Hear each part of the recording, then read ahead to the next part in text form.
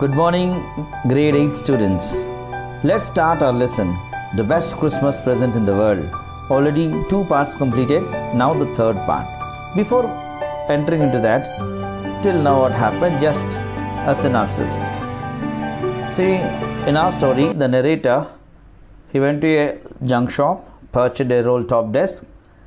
It is in a bad condition, as you all know, in the previous videos. And he started repairing it on a Christmas Eve, that is 24th December, and he found a letter in a drawer.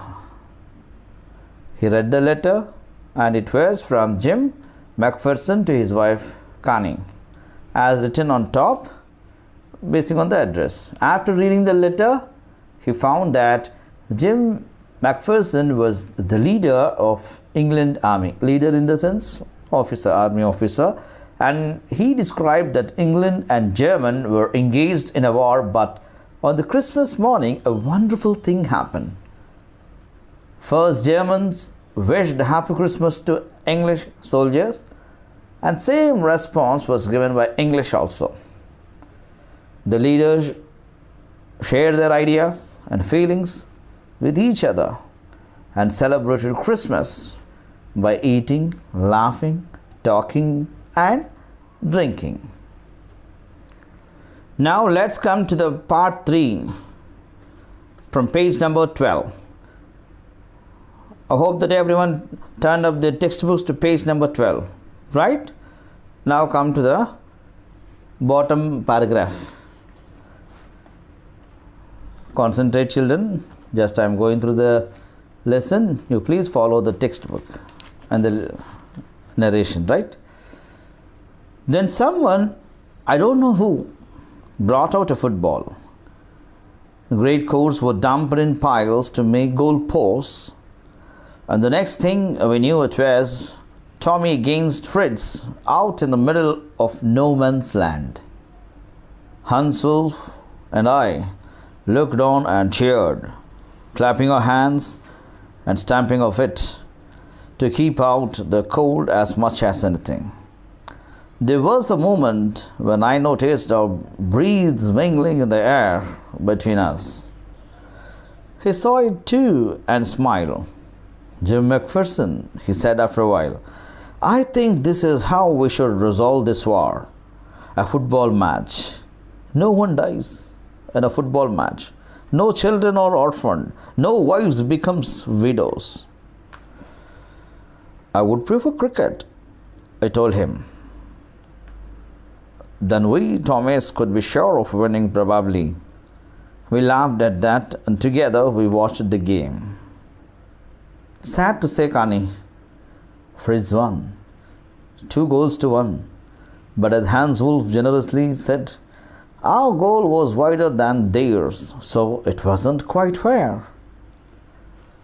Children, see in this narration that someone, because they are eating, laughing and drinking and all, so among them, someone, they brought a football, it seems. Great coats were dumped in piles to make goal posts. Everyone, both the teams or both the army troops.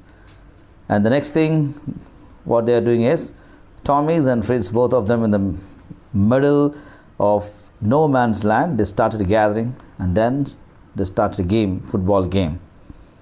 Hans Wolf and I, means Jim here, looked at each other and they were cheered up, means they were so happy. Who are happy? Both the country officers in which they are fighting now till now. Suddenly one man came and waved a white flag. This all happened in the previous classes. Now they are cheering up with happiness, clapping our hands, stamping our feet. Why so? To keep out the cold as much anything, to control at the Christmas morning time climate. He saw it, this type of weather and atmosphere where both the soldiers are playing with cheerfulness, and he was saying, I think this is how we should resolve this war. This is the correct way, I think so, to stop the war. A football match we can conduct. They are playing. See, in the football match, no one dies. No children are orphaned. No wives becomes widows. How pretty the game is. And Jim told, I prefer cricket. Naturally, England is the first country who are the cricket lovers there. Born there, the game born there. Then we Tommies could be sure of winning probably. So they all laughed at each other, and both officers watched the game. But as he was sharing this to his wife, sad to say Connie in the sense Jim's wife, Frizz won, means Frizz won in the sense German soldiers, German team or German troop won the match. Which match? Football match. 2-1. Here 1 goal, that team 2 goals. But as Hans Wolf generously said, what he said, okay, we may won physically, but technically our goal was wider than theirs. So it wasn't quite fair. This is not the quite victory. We won't take that, he said, it seems. Now come to this 13th page, the second paragraph. The time came, and all too soon, when the game was finished. The schnapps and the rum and the sausage had long since run out, and we knew it was all over. I wished Hans well and told him I hoped he would see his family again soon, that the fighting would end and we could all go home. I think that is what every soldier wants on both sides, Hans Wolf said. Take care, Jim McPherson. I shall never forget this moment, nor you. He saluted and walked away from me slowly, unwillingly. I felt. He turned to wave just once and then became one of the hundreds of grey-coated men drifting back towards their trenches. What's the meaning of trenches? In the history class we learned long deep ditches in ground where soldiers hide from the enemy. Now when we come to this narration here, the time came. Which time came? As they have to disperse. And all too soon, when the game was finished, the schnapps and the rum and the sausage had long since run out. What else? Their snacks, what else they brought? Everything completed. And we knew it was all over. Nothing there. Everything completed. I wished Hans well and told him I hoped he would see his family again soon. So better we can stop the war. You people go to your place. We too go to our place. They decided, and they were about to move by giving a handshake.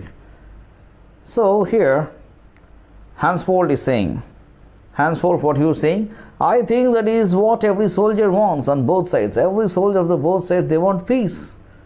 After completing the war, they have to go home. They have to see their families, enjoy with the families, be a part of their own nation. That's the life. Take care, Jim McPherson. Who said this?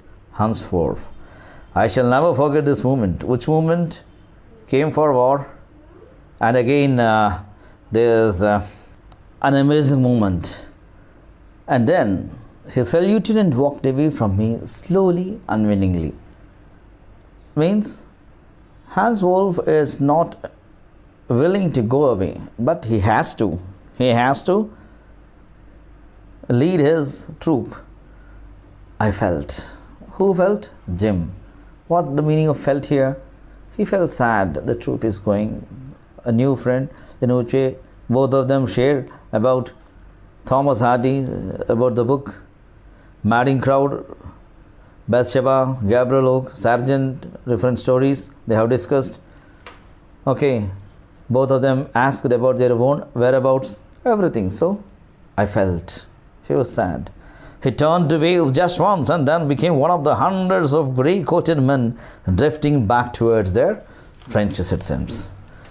That night, back in our dugouts, the dugouts in the sense, a shelter for soldiers made by digging a hole in the ground and covering it.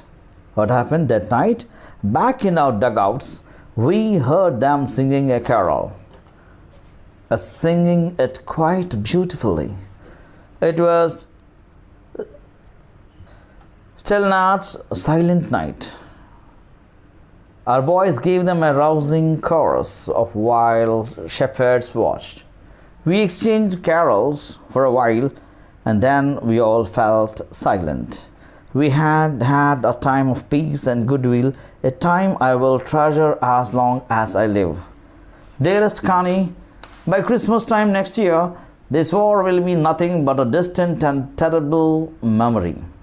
I know from all that happened today how much both armies long for peace. We shall be together again soon. I am sure of it. Your loving Jim. So this is the letter found by the narrator in the roll top desk where he purchased. Where he purchased? Any guess where he purchased that roll top desk? In a junk shop in Bridport, right? And now when we come to this, both of them given a handshake, and he said, "Take care, Jim McPherson. I shall never forget this moment." Which moment? The way they talk. He saluted, and then slowly, unwillingly, he felt and he made a move. Okay, that night what happened? Back in our dugouts, the shelter there, we heard them singing a carol, and singing it quite beautifully, it seems. What is that? It was "Still a Night, Silent Night." Have you ever heard that Silent Night song? Just please listen then. Not the complete song, just 2 or 3 lines. Okay, are you ready? Get set, go. 1, 2, 3.